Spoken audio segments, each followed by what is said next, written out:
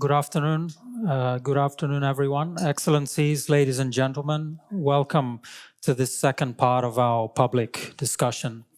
My name is Paul Jatkovets. I am the director here at GCSP of the Mediation and Peace Support Department, where we facilitate discrete dialogue in various regions of the world with a view to helping avert or resolve conflict or manage diplomatic tensions. For those who did not participate in our earlier panel discussion on energy and cooperation, let me begin by saying a few words about the Eastern Mediterranean Initiative, or EMI. The EMI is a Track 2 dialogue process convened by the GCSP, which brings together experts and former officials from around the Eastern Mediterranean region, in addition to external observers. This diverse group of experts engages in regular dialogue in order to build understanding of shared interests and to identify solutions to common challenges in the region. Their long-term ambition is to pave the way for structured cooperation and conflict prevention mechanisms. This panel is titled Towards a Regional Political Framework.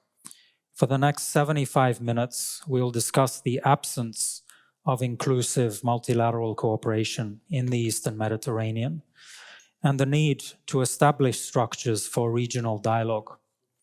In particular, we will look at the EMI's proposal for an Eastern Mediterranean Conference for Cooperation, or EMCC.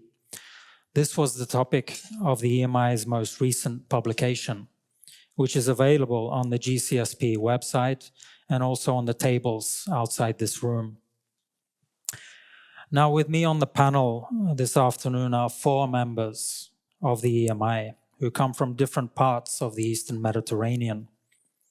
We have Hayriye Kaveci Özgür, who's an assistant professor of international relations, Antonia Dimu, who's an expert on Middle Eastern and international affairs, Karim Hagag, to the right, who is a former ambassador and professor of practice in diplomacy and security. And online, we have Michael Harari, who is a former ambassador, policy fellow, and lecturer, focusing on strategy, policy, and energy. Before we continue, as we mentioned this morning, please note that this is a public event in the public interest. So there'll be photographs and there'll be media footage taken during this session. If you do not wish to be recorded or photographed, please move to that section on my left. And if you have any concerns, please inform one of our staff members. Now let's begin the panel discussion. My first question will be to Hayriye. Hayriye, how would you envisage a peaceful, prosperous Eastern Mediterranean for the next generation? Dear Paul, thank you very much for this question. And I would like to thank GSPC for inviting me for this panel. Historically speaking, Mediterranean has been a center of interaction among different civilizations, cultures, and peoples, which also has been a platform for lots of conflicts and crises as well. During the last couple of days, we are witnessing another episode of escalation of conflict in Eastern Mediterranean, which makes it really hard to envision a peaceful and prosperous Eastern Mediterranean for the next generation. But at the same time, nowadays, what we have been experiencing proves once more that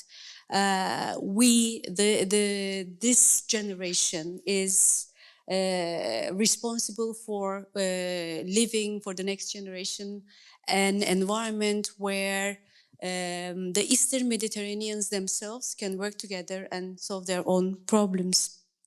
So I believe that it is utmost important to establish regional frameworks like EMI or Eastern Mediterranean EMCC that we have been kind of envisioning, let's say, within the framework of EMI, that could generate an inborn, a regional platform for dialogue. I envision an Eastern Mediterranean where literal peoples of the Eastern Mediterranean could engage into continuous dialogue, never-ending dialogue, uninterrupted dialogue with each other in order to solve their problems. So it is the responsibility of this generation to work to create such venues, platforms for increasing dialogue, and actually that would enable them to work together for economic prosperity, stability, and maybe eventually peace, to solve their problems. Because the key in achieving such a peaceful and prosperous environment goes through building trust and confidence among the peoples, not necessarily having very good relations with each other. And that is where we see, where I envision an Eastern Mediterranean where the literal people of the region can work together to build and sustain such a dialogue without preconditions, without putting preconditions against each other, without introducing prejudices of non-recognition issues and ongoing disputes. I envision an Eastern Mediterranean where they can build confidence among each other. I envision an Eastern Mediterranean where we can work together for the solution of our conflicts. We can work together to create healthy and sustainable environments for enhanced economic cooperation. And I envision a region where we can work together in collective platforms and mechanisms to solve our transboundary problems such as poverty, migration, such as climate change or resource energy security. And I think I stop here and leave the floor to the others. Thank you very much, Heidi, particularly for highlighting straight up the need for dialogue as a key tool and a platform for problem solving, which is very much in line with what we do at the GCSP, whether it's dialogue or executive education. It's very much our philosophy here. Now, Antonia, why should we see the Eastern Mediterranean as a region in its own right? And why do you think that now is a good time for increasing collaboration? Thank you, Paul, for this very interesting question. And allow me first to thank GCSP and the Swiss Foreign Ministry for organizing this event. And I'm very happy and privileged to participate and contribute. So yes, today there is a growing awareness that the geopolitical importance of this Mediterranean in its own right is significant, and especially as an arena with its own dynamics of conflict, cooperation, and competition. It has all the characteristics, in fact, of a distinct region, as it was mentioned in the previous panel, which, however, interacts and works in complementarity with other regions as part of the broader Middle East region. The Israel-Hamas war comes to solidify this perception, especially when taking into consideration that this Mediterranean has, as of course part of the broader Middle East, has developed dynamics of conflict that currently shake the regional foundations underneath. This Mediterranean initiative, supported by GCSP, initiated a long time before the Israel-Hamas war the necessity for the establishment of a form of political dialogue in the East Mediterranean that would not only provide a platform of regional cooperation, but also a framework for conflict resolution and mitigation. As known, the persistence of unresolved maritime delimitation disputes have become coupled with conflicting claims over sovereign rights regarding hydrocarbon resources. In addition, some of the maritime delimitation disputes have become linked to ongoing conflicts, like the civil war in Libya.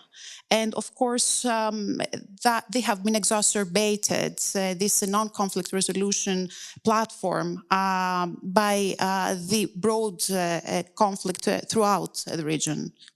Also, the persistence of long-standing unresolved conflicts, that, like the Israel-Palestine one, is exacerbated by the stalemate in conflict resolution efforts. These three trends constitute a troubling dynamic whereby conflicts are increasingly interlinked and with spillover effects, like, for example, the refugee flows that we have experienced over the last at least 20 years, refugee flows pouring from the broader region to the southern European countries.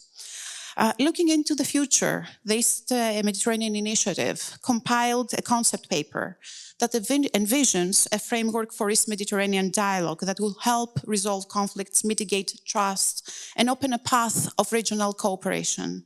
As acknowledged by EMI members, the new proposal to establish a regional platform of dialogue builds on numerous past initiatives to institutionalize a process of regional cooperation among countries in the Mediterranean.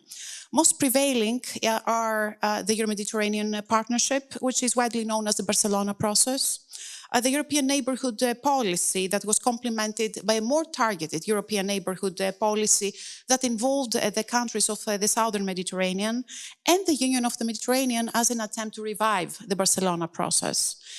Two main observations I would like to make regarding previous attempts that have not been highly successful in creating a regional cooperation and dialogue framework. First, the broad approach of these initiatives has been based on frameworks designed to link countries of the Mediterranean to Europe and not between themselves. And my second observation is that no previous initiatives centered on the East Mediterranean as a distinct region in its own right. In contrast, for example, to the West Mediterranean Forum, otherwise known as the 5+ Dialogue. And of course, this Mediterranean currently has no regional forum to reflect emerging dynamics and trends, except for this Mediterranean gas forum that was mentioned again in the previous panel, but which, however, centers explicitly in the energy domain. For these reasons, members of the EMI proposed the establishment of a regional forum that would be best known as East Mediterranean Conference for Cooperation, that will strictly focus on the East Mediterranean and, of course, it will be functioning based on the principles of the UN Charter. Most prevailing among those principles, UN Charter principles, are the peaceful resolution of conflicts, respect of international law, respect of integrity and sovereignty of countries, and non-interference in domestic affairs, as well as common security and enhanced prosperity for the countries of the region. And I'll stop here, Paul. Thank you. Antonia, great. Thank you. That really helped us to define why you and why this group sees the East Med as not only a distinct region, but also one of increasing geopolitical importance. And I think it's helpful for us to understand how this, our initiative, fills an important niche in the international architecture also. I'll move on to Karim now. Karim, you played an important role in creating this framework for bringing together different suggestions for cooperation among states. The EMI's latest publication calls for East Med states to chart a path forward towards greater regional cooperation. Why does the EMI publish the paper now, and what are the key messages of that paper? Well, thank you very much, Paul, and let me add my word of thanks to the GCSP for organizing this event and for sponsoring this very important initiative. So to your question, Paul, I think the main message of the paper that was published by the EMI as a group was really this notion of the Eastern Mediterranean as a shared region. A shared region in terms of a common history. I mean, if we look centuries back, the Eastern Mediterranean has seen a very rich exchange of ideas, of commerce, of peoples. And this has been an exchange that very interestingly has transcended the many regional, political, and even religious divides of the Eastern Mediterranean. We also can talk about the Eastern Mediterranean as a shared region in terms of opportunities. I think, as has been mentioned, we've talked throughout this morning's session on the prospects of regional cooperation with regards to energy. But we can also talk about the very promising potential for cooperation in terms of other areas: the environment, technology, migration, regional economic cooperation, the very interesting examples of cooperation, recent cooperation on disaster relief between countries of the region. So there is a very promising potential for regional cooperation. As has been said, unfortunately, the region shares a very common challenge of conflicts. And we've seen how the many divides and disputes in the Eastern Mediterranean can escalate to become regionalized, whether they are in the form of maritime disputes, civil wars, or long-standing conflicts in the region. And so the initiative to propose an East Mediterranean Conference on cooperation was really designed to give institutional expression to this idea of a shared region by promoting a platform for political dialogue as a foundation for regional cooperation. And that gets us to the question of why now? I think now there is an interesting opportunity for the region to capitalize on. We've seen the trend towards the de-escalation of disputes and conflicts. We've seen the various rapprochements that happened in the region between Turkey and Egypt, Turkey and Israel, the very promising dialogue currently underway between Greece and Turkey. We've seen so far a sustained ceasefire in Libya. We've seen de-escalation in Syria. We've seen the Israel-Lebanon maritime agreement. So there is an opportunity there for the region to conceive of a platform for political dialogue. There is also a very distinct need for this platform.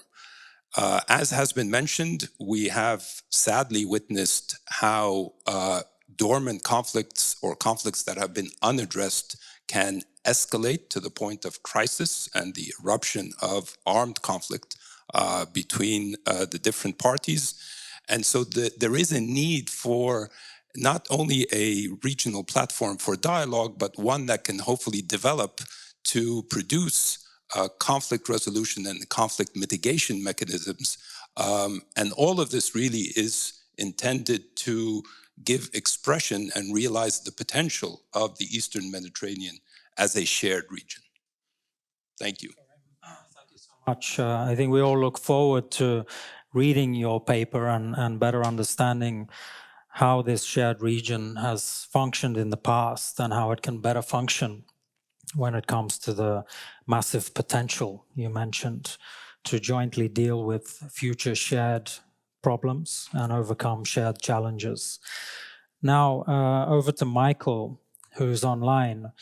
Antonia mentioned some of the other collaborative mechanisms that have existed in the region.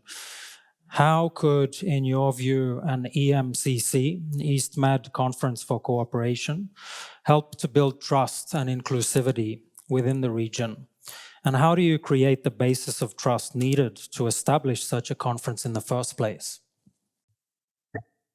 Well, thank you very much for these questions. And I wish I could be with you in person, but I promise to come in the near future. I do apologize for the bad reception here, but nevertheless, okay. I want to emphasize, let's say, what Karim and Antonia said, the potential that has been built, let's say, in the recent years in the East Med, and the fact that we can talk right now as we do about the shared region, about the region by itself, and we are discussing its potential, its restrictions, its what can be done. I think one of the most important elements when we speak about this region is that what has been initiated in the last 10 years was initiated by the region itself. And this is extremely important because it reflects the interest and the potential that the actors themselves in the region have realized. And I think this is very much important. And in many ways, it is different than other, let's say, mechanisms or umbrellas or organizations, let's say like Barcelona process. The second element, which is very much important in this context, is that this successful, let's say, cooperation in the last decade was a real success. I mean, there is a demand, let's say, to be part of this ongoing, let's say, regional architecture. I think that what was mentioned, let's say, in the previous panel about the EMGF, who could be there, who should be there, who wants to be there, means that there is eagerness by, let's say, the region itself, and there is understanding that these kind of, let's say, mechanisms or umbrellas or organizations are very much needed. And I think, as Karim said, the timing of further, let's say, initiative is very much correct. Once we have feel that there is a lot of potential. One, we have witnessed that there is a lot of demand. I would put it this way. And once many actors in the region feel more confidence, let's say, to go ahead for a more inclusive framework, as it is suggested by, about the EMCC, I think this is the time to go ahead and to establish this kind of political institution or whatever we can call it, I suppose, but in order, A, to achieve more inclusivity, and B, to go ahead with what can be done here in the region. Let me remind that the common interest of the parties here are very much, in place. First of all, as it was mentioned, of course, energy, okay, the energy needs of Europe. Clearly, this is not a game changer. For the energy markets in the world, but it is significant. And if it can be a trigger for more regional cooperation, so this is great. And again, as it was mentioned, I would call it the tense atmosphere in the region in the last year or year and a half, I think, basically produce more potential, positive potential, let's say, for this initiative. One very short comment about this present crisis, because we cannot ignore it at all. I think at this specific time, if we are able to avoid further escalation, okay, I think, correct me if I'm wrong, the interest of all the or let's say most of the parties, most of the relevant parties in the region are very much almost the same. And this is only reflecting the potential of regional cooperation. I will stop here. Michael, thank you so much for your input. And now I might come back to Antonio, actually. Michael just talked about new initiative and demand for cooperation that has emerged from within the region in the last 10 years or so. How do you think that concretely Eastern Mediterranean states can benefit from greater cooperation? Thank you for this equally interesting question, Paul. So the Israel-Hamas war, the continued instability in Libya, the domestic mess in Syria on the one hand, and on the other hand, promising projects underway in the broader East Mediterranean region highlight that now is the time for greater cooperation.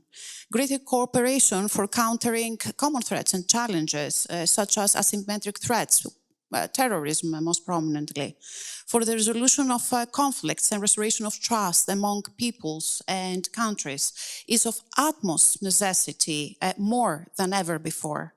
Trilateral partnerships to address common challenges and explore opportunities should be enhanced and expanded in scope to include the rest of these Mediterranean countries on joint training to enhance cybersecurity, fight of terrorism, violent extremism, to fight violent extremism, and of course to combat WMD trafficking.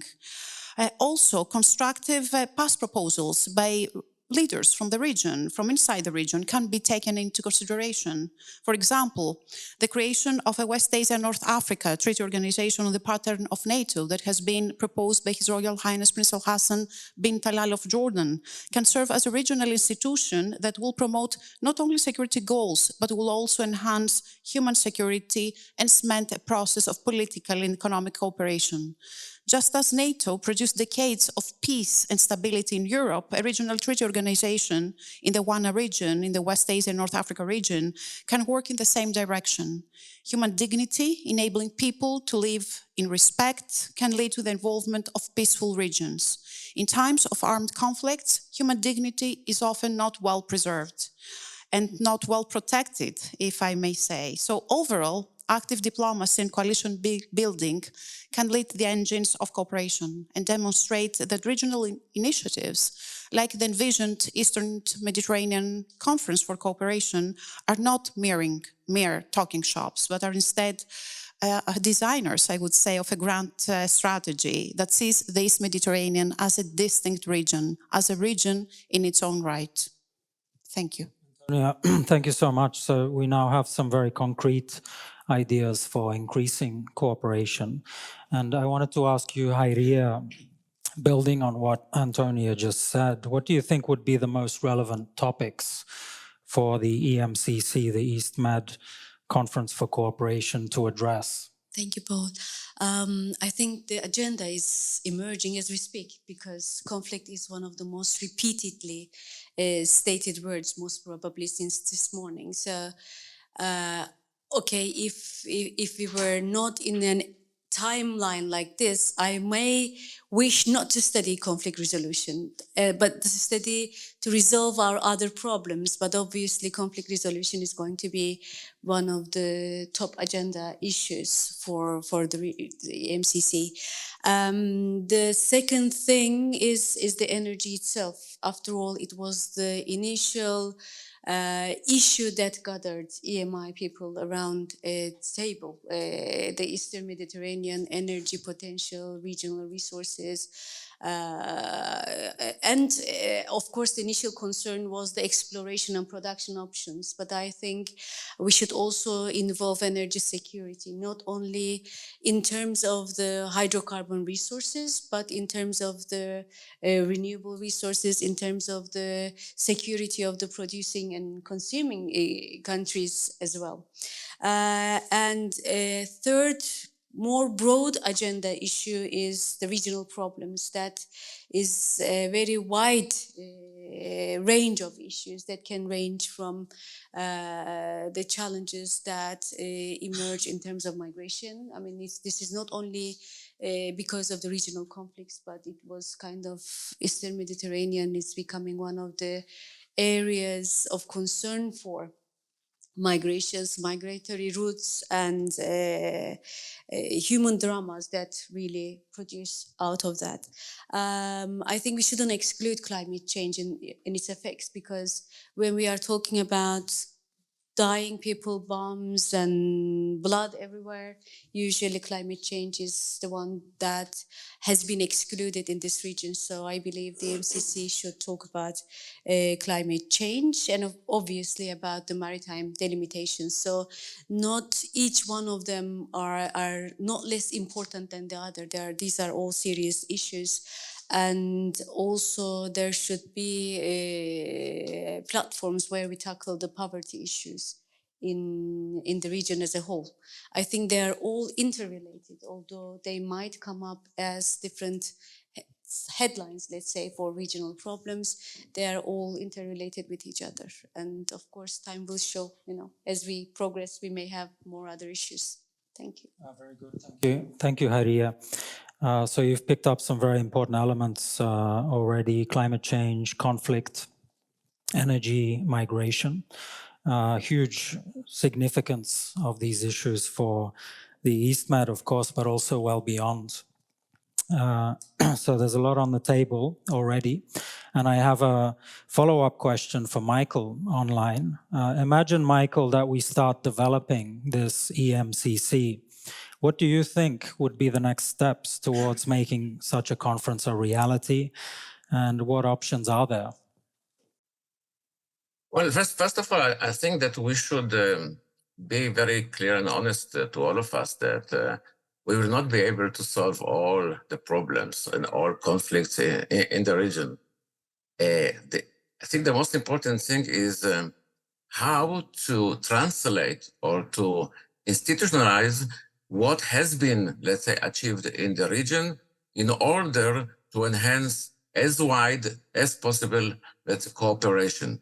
So I think there is a great importance for all the relevant parties, all the relevant states in the region, let's say, to initiate a meeting in order to discuss how can we create such a conference or an umbrella or an organization. This is by itself is a very significant meaning. The second point, I think, is that as Israel and Lebanon were able to bypass, let's say, to a very central issue. Yeah, okay. Sorry for my video failure. Anyhow, do you hear me? Yes, okay. I think as we did, as Israel and Lebanon were able to bypass a very central, very key problem of recognition and find a way to reach to an ad hoc, let's say, agreement, but in a very important agreement, it should be able, let's say, to bypass this, let's say, element as well when we speak about the wider EastMed region. So to initiate a meeting which will be able or which will try to institutionalize this idea, I suppose this is the next move, which is very much important to do. Thank you. Thank you very much, Michael. Now, Karim, what do you think of what we just heard from Michael? Can you add anything to that? And in particular, I'm interested to know what you think about translating ideas that come from such a track 2 initiative to the track 1 level where decisions are ultimately made. And then as a follow-up, once such a body is established, the EMCC, what would its modus operandi look like? Thank you, Paul. So in terms of initial steps to translate the vision into concrete reality, yes, I think the point of departure should be to begin to generate consensus in the region on the need for a regional platform for political dialogue.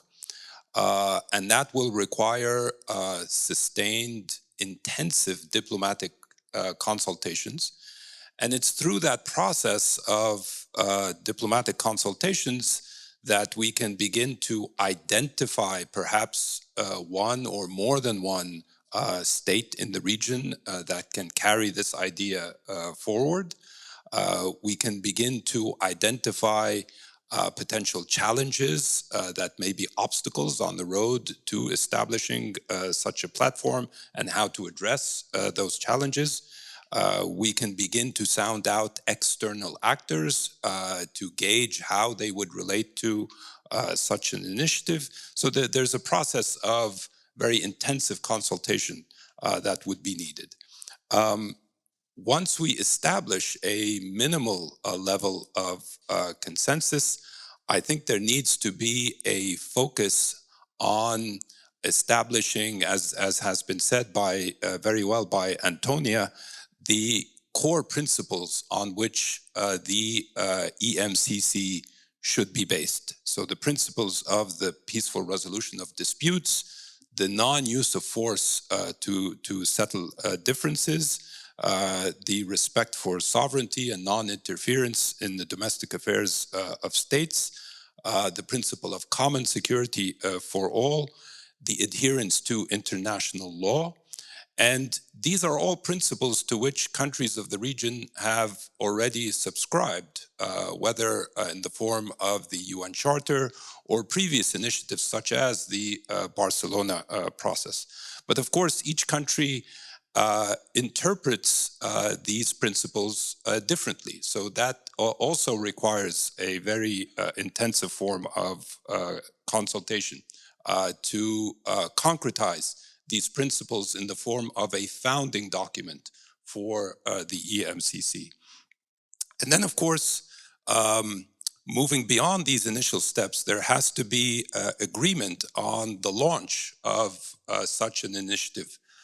Who would take charge and sponsor the launch, where the first meeting will be held and subsequent meetings, what would be the initial agenda, and how this process would be structured. So I think all of that calls for the need for creative but sustained diplomacy in order to begin putting these steps in place. In terms of the modus operandi of the EMCC, so hopefully once we get to the point where we do have a regional body, I think that the approach that was reflected in the paper before you was one of gradualism. So the idea would be to start small and then hopefully enlarge the scope of the EMCC. The initial expectations should be modest, although the ambition is quite high, as I think my colleagues have mentioned, in terms of the potential for areas of cooperation and the scope of cooperation. I think we need to start small, and the expectations should be modest. I think the vision that you see in the paper is one of an informal political platform for dialogue, which can eventually evolve into a formal intergovernmental body, such as the East Mediterranean Gas Forum, which started as an informal platform and was formally incorporated as an intergovernmental organization. It has to be inclusive, no doubt, but it can start with a number of states of the Eastern Mediterranean, key states, and the membership can be expanded, again, gradually over time, depending on circumstances. And the agenda has to be modest and, in a way, limited. So we can begin by conceiving of initial steps towards confidence building in the region, identifying discrete areas of cooperation along the lines of the different issue areas that have been mentioned. Hopefully begin to institute limited mechanisms for conflict mitigation that can hopefully evolve into conflict resolution down the line. I think the most important thing, however, is the commitment to sustain the political dialogue, even during times of regional tension, because it's precisely at those moments that you need to sustain the principle and the practice of political dialogue, because that is really the way to instill and establish confidence in the region, which is really ultimately the main foundation on which we build regional cooperation moving forward. Thank you, Paul. Many thanks, Karim. You helpfully reminded us of the basic need to find consensus for the idea and some champions to drive such a process, as well as the importance of defining clearly the scope and agreeing the principles for this initiative, all through the process of close consultations and diplomacy. Now, before we open the floor, which will be the next part of proceedings, I would like to just give a final opportunity to each of the panelists to make some final remarks. And I might start here with Hayriye, please go ahead. Okay, very briefly. Development of an understanding of a shared region is a very difficult task in a geography like Eastern Mediterranean. In order to achieve that, there is a need for enhanced dialogue, yes, and there is a need for development of a culture of tolerance and understanding in order to build confidence among the peoples of Eastern Mediterranean that could enable them to work together for the resolution of their common problems.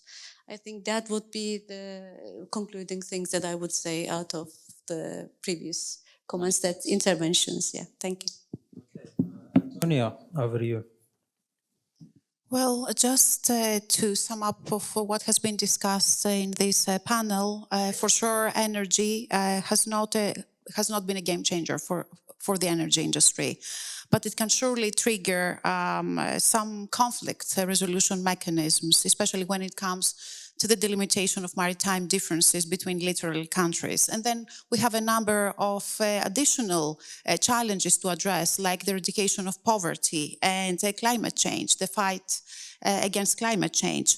So I would like, in that sense, to reiterate the importance of the EMI proposal to establish an East Mediterranean Conference for cooperation that will provide a platform of dialogue and as well an avenue of cooperation for countries in the region to address common challenges and explore opportunities that can enhance the well-being of the countries involved and the coming generations.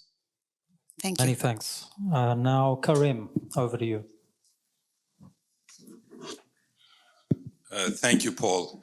Yeah, I think that this is an important opportunity to reflect on the prospects of regional cooperation moving forward in light of the very tragic events we've seen unfold in Gaza. I think this war reminds us of the centrality of the principles that have anchored our work as the EMI and our vision moving forward that have been mentioned, I think, very ably by my colleagues. The peaceful resolution of disputes, the need for peaceful coexistence, mutual acceptance, international law. But I think more importantly, I think the very tragic events remind us that whatever foundation for regional cooperation we build will be fragile if we don't address the current conflicts in the region. And unfortunately, Gaza is a very tragic reminder of that. And I think we all have to reckon with what I think are hard realities related to this conflict. There cannot be peace in the region, there cannot be peace for both sides of the conflict without resolving the Israeli-Palestinian conflict. And that requires moving, hopefully very quickly, to a two-state solution as the basis for the settlement of this long and tragic conflict. That means ending the occupation of Palestine, which unfortunately has been the longest standing occupation of one people of another in recent memory. It means the establishment of a Palestinian state. It means moving the absolute imperative to move to a serious political process and a diplomatic track to resolve the conflict. For too long, I think we have heard different narratives that we can somehow live with this conflict, which is why the conflict has been marginalized. I think what is happening now proves, unfortunately, the opposite. We cannot live with this conflict. In fact, people are dying because of this conflict. Last word, I would say, the absolute imperative by all sides to adhere to international humanitarian law, which I think, unfortunately, is being sorely tested in this conflict. With the tragic loss of life, innocent life on both sides, the absolutely unacceptable transgressions of international law that we also see in the context of this conflict. I think there is a moral and legal responsibility by all sides and all parties interested in resolving this conflict for the need to adhere to international humanitarian law as the basis for what hopefully will be a viable peace process moving forward. Thank you. Thank you, Karim. Indeed, hard realities are one of the big challenges that this group will need to grapple with. And sometimes it's at the track 2 level that the best ideas can emerge, so that adds to the importance of the work that you're trying to do. Now to Michael for any final remarks. I fully agree with the need to restart, let's say, or redirect ourselves to a political process. Absolutely. I think the fact that we did not do it in the last maybe 10, 15 years, it's a failure. But I think as well, I mean, we need to identify the actor, the non-state actor, I would say, who initiated or who brought us, let's say, to this unprecedented situation, which means Hamas. To be honest, 7th of October is the biggest number of people who were killed in the history of the Israeli-Palestinian conflict. I think that what Anthony Blinken said, that in order to go ahead for peace, in order to search for peace, we must condemn, dismantle, and isolate Hamas. So now I come back to the political process. I fully agree with Karim. There is a necessity, an urgency, let's say, right now, to go back to this process with the Palestinian Authority, Israel, etc., in order to be able to revive, let's say, a hope for an aim to reach the two-state vision. Absolutely. And I think that our discussion and our initiative, basically, and what we have all agreed about the level of cooperation in the region, the potential for cooperation in the region, gives the region a role, a responsibility.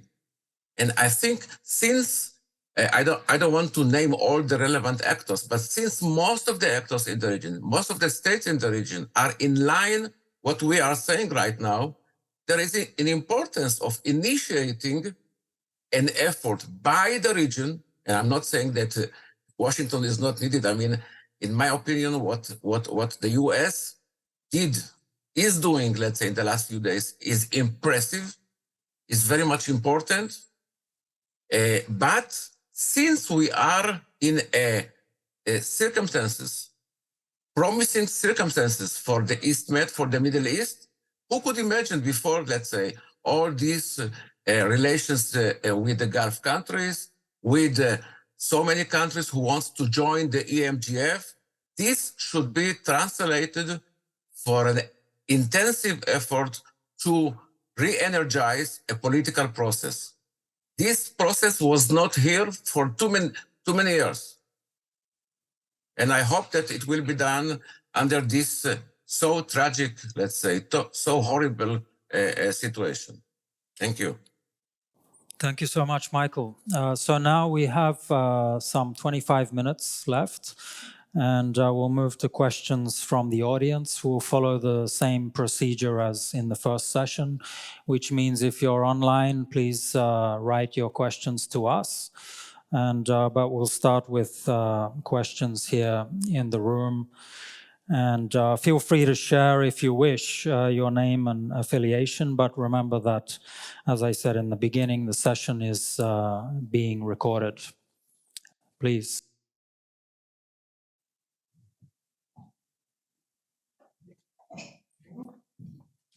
Yes. Thank you. Just to share that Barcelona process started in 1995, and it used to be security process. And it gives something very interesting thing. It gives 5+5, which is 5 European countries, including under Mediterranean Sea, including Portugal, which is not a Mediterranean country, and 5 southern Mediterranean countries, including Mauritania, which is not Mediterranean country. So the Mediterranean Union, it is intergovernmental organizations setting up in 2008, but not thanks to Barcelona process and not on behalf of Barcelona process, even if in the statute of the Mediterranean Union, it's mentioned Barcelona process. It is intergovernmental organization. It used to be the wish of somebody who used to be lucky, and he expressed his luck, and he have just been elected 1 year earlier, which name is Nicolas Sarkozy. So this intergovernmental organization members are all European Union, including the southern Mediterranean countries. So it got the statute as intergovernmental union, as intergovernmental organization in the UN, United Nations 2015 resolution. So you mentioned the forum, which is intergovernmental organization since 2018. And I appreciate what the former ambassador said online and what you said, Karim, because your initiative, it can work and it will work good under the umbrella of the solar umbrella of intergovernmental organization. But you should have another alternative if it doesn't work with AMC, Mediterranean Forum, Gas Forum, which is intergovernmental organization. So peace in Eastern Mediterranean, such as peace in Western Mediterranean, in Western Sahara also. Western Sahara is located between Mauritania and Algeria. So with the context, it is like that. If you don't work under this alternative, you have another alternative. Thank you. Thank you. Did I see a question here? Yeah. Thank you, and thank you very much for the most brilliant presentation. So I have a question which is a little bit a follow-up of what has just been said. So what about outside actors and non-recognized entities in the Eastern Mediterranean? What do you think and how they will react or be involved in EMCC? Whether their roles can be somehow described. Thank you. Okay, so the first two questions, one is how to learn from existing or previously existing processes, including the Barcelona process as a model. And the second on outside actors and unrecognized entities. Who would like to have a go at those? Let me go first. Sure, Antonio. Let me go first.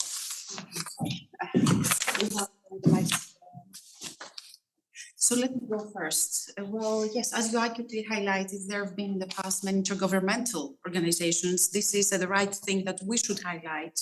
Nevertheless, certain structural reforms, for example, some very ambitious agendas or lack of funding, have not led to the pursued or the envisioned results when it came to their initial designing.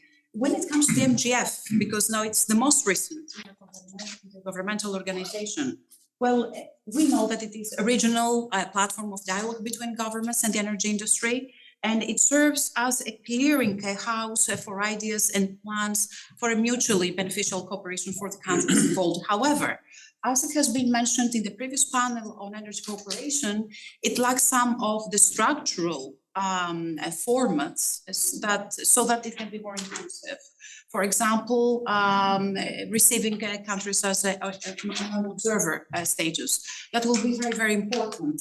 When countries are not accepted to be full members, there should be given an alternative option.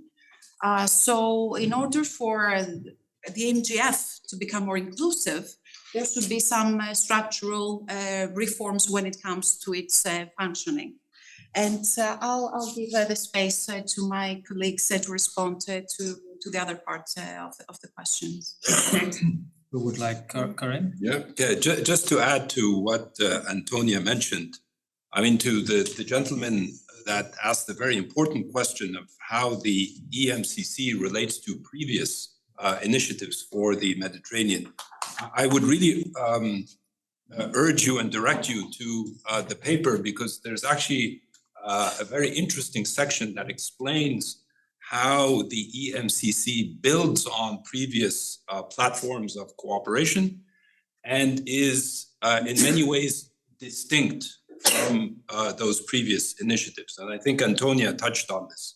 So the idea of the EMCC is to establish a forum for the region by countries of the region of the Eastern Mediterranean, with really a focus on the political dialogue, which has really been lacking, I think, in most, certainly not all, but most of the previous initiatives. The idea here, or the objective, is to build a foundation of trust and confidence between states. And that can really be only done through a very focused process of political dialogue. So that's really, I think, where the EMCC builds on the previous frameworks of cooperation that have been instituted for the Eastern Mediterranean. Whether it remains a non-formal political framework or platform, or evolves into an intergovernmental organization, that's really for the member states of the EMCC to decide. I mean, the founding principle is one of consensus. So whatever the consensus by regional states as to how to take this forward, I think, as was mentioned, this should be an initiative that grows organically. Thank you, Karim. I don't want to overlook Michael. Do you want to add anything, Michael? Well, basically, everything was said. Just to say that, as Karim said, by the region, for the region, and I think this is the most important thing of this initiative. It might fail, but if we don't, let's say, try to build this confidence, I suppose we will not get it. Concerning the non-state actors, well, I suppose it depends which non-state actors. It depends with which conflict we are dealing. I don't want to elaborate too much, but there are different ideas of like engagement without recognition. If we deal, let's say, it's not my idea, which deals with the potential of energy in the region for Europe and for others, etc., etc. So it depends very much, I suppose, on about which conflict we are debating about or discussing. Thank you. Just, Paul, can I just add a word on the importance of external actors? Because I think that was a very important question. You know, we've been emphasizing the the Eastern Mediterranean as a distinct region, but it's certainly not a self-contained region. External actors have a very important role to play in conflict resolution, in the building of trust, in fostering regional cooperation. So I think there can be room for external actors to participate, perhaps as observers to the EMCC, as is the case, by the way, with the East Mediterranean Gas Forum. And again, this would all go back to the consensus on the part of regional members to include external actors, because there are many outside actors that have a very important role to play with respect to the Eastern Mediterranean. Very good, thank you. I thought I saw at the front. Yes, please. Yes, thank you. Since this initiative started 3 years ago, I have one question in my mind which I would like to share with you, and please, if you have answered, I would be happy to listen to it. Our region has witnessed many similar initiatives in the past. However, not all of these initiatives failed in the past to promote dialogue, political dialogue, to solve our problems and conflicts. What guarantees we should have in this initiative to ensure its success in the coming days? Thank you. Please. Hi, thank you very much again. My name is Christos. I was wondering, like, whether we take kind of the elephant in the room kind of into consideration. We talk about the Eastern Mediterranean, etc. For me, first of all, the Eastern Mediterranean is distinct not only because it's secured interdependencies, but also because it's where Middle East also meets Europe, European Union. For Cyprus, with the Cyprus problem, it becomes a European Union problem. Some people like it or not. I mean, European Union works as a consensus. Of course, Greece with Aegea and Castellorizo, etc. I mean, the East Med goes from Libya all around back to Greece. So I was wondering whether we took into consideration the fact that in order to solve any issue in the East Med, you have to also find a way how to persuade Cypriots, let's say, to attach their geopolitical aspects of external to the Cyprus problem. I know Didier knows it very well. He worked on it more than anyone else, I guess, here. So how do you envision to persuade, let's say, Cypriots, because yes, it's a small country, it's an island, but as we say in Greek, every rock you lift in that region, you find Cyprus and the Cyprus problem below it. In the Lebanon and Israeli agreement, there was internal mediation within Lebanon 3 years before they started negotiating with the Israelis. So there was internal mediation, political parties in Lebanon. Are there any envision in this paper? Because I think it's something that we need to really pay attention to. Thank you. So let's deal with the two questions. One was that there's been a lot of initiatives in the past and they failed. So what makes you think this one would be different? And what can we build into the process to help prevent its failure? And then Cyprus, although I would say that this group is very much focused on regional cooperation rather than bilateral tensions or bilateral problems in the region. So they have not very much focused on specifics like the Cyprus issue. Nevertheless, let me give those questions for whoever wants to address them. Just briefly regarding the I don't need this, I know. Regarding the difference of this initiative than others, I mean, in the paper and in Karim's response, in Antonia's response, actually, the uniqueness of this initiative was given to the inborn nature of it. Because if you look at to the previous institutions, they have lots of effects of the external actors. So the difference of this one, despite the fact that there is no intention of excluding external actors, it is particularly an inborn initiative. Regarding the second question, I don't want to kind of go into details of that. I have been living through it. So as you do, if as Paul would say, if need be in time, it will be specifically dealt with in it. It was a broader regional focus that we had, not specific issues. So we can't talk really in general in the name of the group that on this matter we can say this or on that matter we can say that. Sure. Okay. Thank you. Other comments? Yeah, just to add very quickly, I think the question about the backdrop of these previous initiatives and what would be different. I think two things are intended to be different with respect to the EMCC.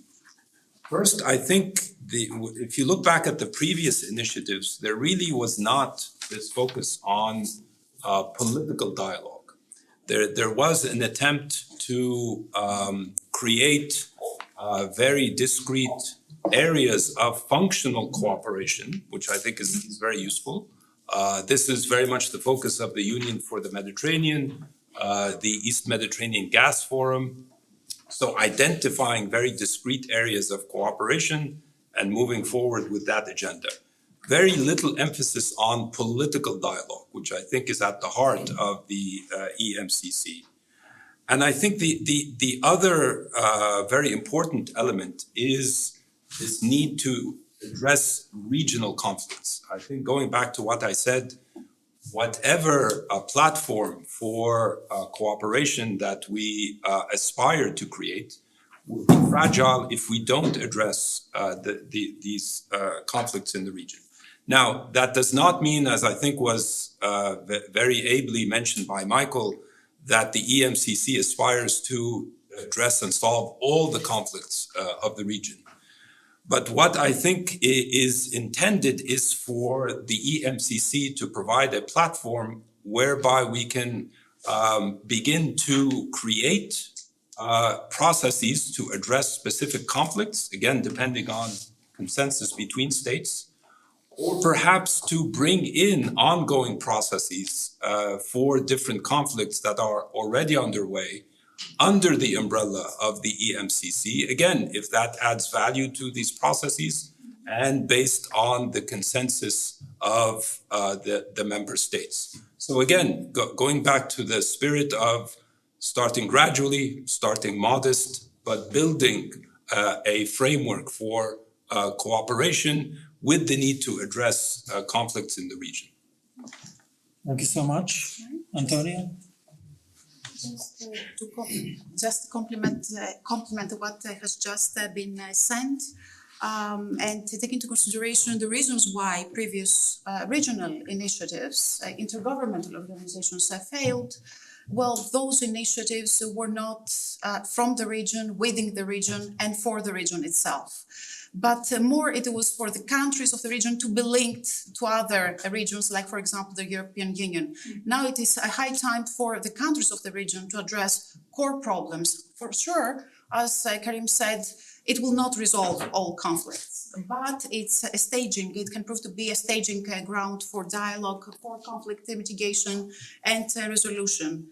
So, and last but not least, of course, it will be inclusive when it comes to outside actors, the so-called major powers. Major powers have always a role to play, a constructive role to play, and they are mostly welcoming this part of the world. We've seen, as it has been highlighted by both Michael and Karim, that the US administration currently plays a very important role in mitigating and in creating some avenues when it comes to the funneling of humanitarian aid. So we need the constructive role of outside powers in that part of the region and the East Mediterranean in particular. Thank you, Antonia. Michael, any last words from you? Sure. Well, Antonia and Karim emphasized enough about the prospect of EMCC, and I fully agree. I did serve as an ambassador to Cyprus for 5 years, so I am very much familiar with the Cyprus question. I only can say right now that there is a question to discuss or to consider or maybe to initiate a seminar about if the attractiveness of energy from the East Med can play a constructive role in order to go ahead, not by necessity to solve the whole problem. And I'm just raising this question. And I suppose that a few years ago, this question was very much irrelevant. And nowadays, it's a bit more relevant. But I will not add more than that. And that's all. Thank you. Many thanks. Well, we're unfortunately out of time. I would like to really thank the panelists, first of all, for sharing their insights and experience and ideas, and also the audience, both here and online, for your active participation. I should mention that the recording of this panel will be available on YouTube and on the GCSP website in the coming days. And if you've not already seen it, I would invite you to look at this publication. This is where we have this idea explained in quite some detail on the Eastern Mediterranean Dialogue and Regional Cooperation Initiative. It will also be available on the GCSP website. So thank you again for coming and for logging in, and we look forward to seeing you at future events. Thank you.